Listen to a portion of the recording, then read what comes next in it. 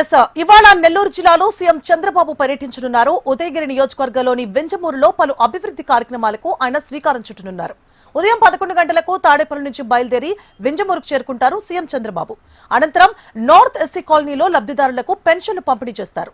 ఆ తర్వాత పాతూరు చెరువు ట్యాంక్ బండ్ తో పాటు పార్కును పరిశీలిస్తారు. అక్కడ ఏర్పాటు చేసిన రైతులతో మాటామంతి కార్యక్రమంలో పాల్గొంటారు. మధ్యాహ్నం 12 గంటలకు పేదల సేవలో ప్రజావేదిక కార్యక్రమంలో పాల్గొని ప్రజలను ఉద్దేశించి సీఎం చంద్రబాబు ప్రసంగిస్తారు. అనంతరం జిల్లా టీడీపీ నేతలు కార్యకర్తల సమావేశంలో పాల్గొని దిశానిర్దేశం చేస్తారు. ఆ తర్వాత వెంజమూరు నుంచి కడప జిల్లాలోని ఒంటిమిట్ట క్షేత్రానికి బయలుదేరి వెళ్తారు సీఎం చంద్రబాబు.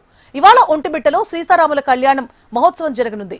ఈ సందర్భంగా ప్రభుత్వం తరపున పట్టు వస్త్రాలు సమర్పించనున్నారు సీఎం చంద్రబాబు. అనంతరం స్వామివారి కళ్యాణోత్సవంలో పాల్గొంటారు ఆయన.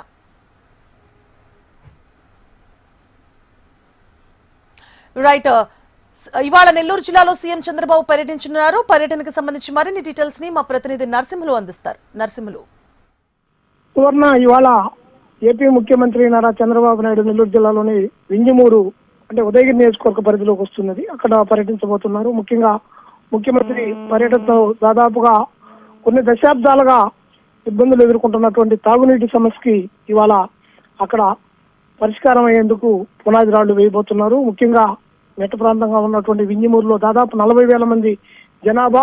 వాణిజ్యపరంగా మెట్ట ప్రాంతంలో ఒక కోడలి ప్రాంతంగా భావించేటటువంటి వింజమూరుకి తాగునీరు సుదీర్ఘ కాలంగా కూడా అక్కడ వేధిస్తూ ఉంది. ముఖ్యంగా ఫ్లోరిసిస్ ప్రభావం వల్ల ఇప్పటికే ఆ సమీప గ్రామాలు చాలా వరకు ఖాళీ అయిపోయినటువంటి పరిస్థితి ఉంది.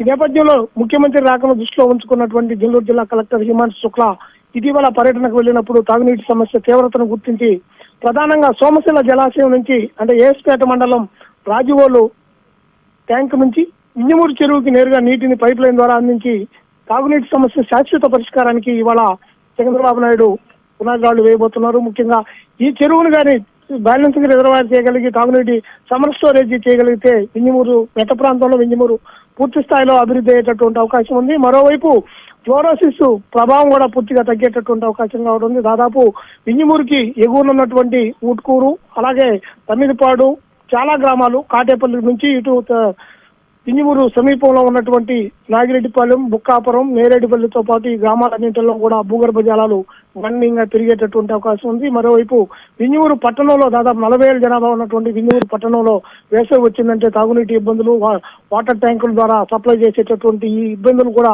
తొలగిపోయే అవకాశం ఉంది. దానికి సంబంధించి కూడా ఇప్పటికే పూర్తి స్థాయి ప్రాజెక్ట్ నివేదికను కూడా జిల్లా కలెక్టర్ హిమాంశు శుక్లా జిల్లా ముఖ్యమంత్రి కార్యాలయానికి పంపించారు.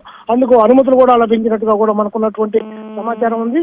రాజీవాల్ నుంచి 15 కిలోమీటర్ల దూరం పైప్ లైన్ వేసి అక్కడ నుంచి మరో 70 కోట్లతో దాదాపు వింజమూరులో ఉన్నటువంటి 9,000 నివాసాలకన్నిటికి కూడా పైప్ లైన్ ద్వారా తాగునీటిని అందించేటటువంటి బృహత్తరమైనటువంటి కార్యక్రమానికి కూడా ఇవాళ శ్రీకారం చుట్టేటటువంటి అవకాశాలు ఉన్నాయి. మరోవైపు భూగర్భ జలాలు కూడా పెరుగుతున్నందువల్ల ఆ ప్రాంతంలో ఉన్నటువంటి మెట్ట పైర్లు కానివ్వండి, మాగాణి పైర్లు కానివ్వండి, మిగిలినటువంటి ఉద్యాన పైర్లకి ముఖ్యంగా వింజమూరు అంటే ఆకు తోటలు, అరటి తోటలకు ప్రసిద్ధిగాంచినటువంటిది మొదటి నుంచి కూడా ఉంది. మరి ఇటీవల కాలంలో వర్షాలు లేకపోవల్ల భూగర్భ జలాలు అడుగంటడం వల్ల చాలా వరకు ఆకు తోటలు, అరటి తోటలు కూడా నశించాయి. ఇవి పునరుజ్జీవం పోసుకునేటటువంటి అవకాశం కూడా ఉంది. Suvarna. Right, thank you for the updates Narasimhulu.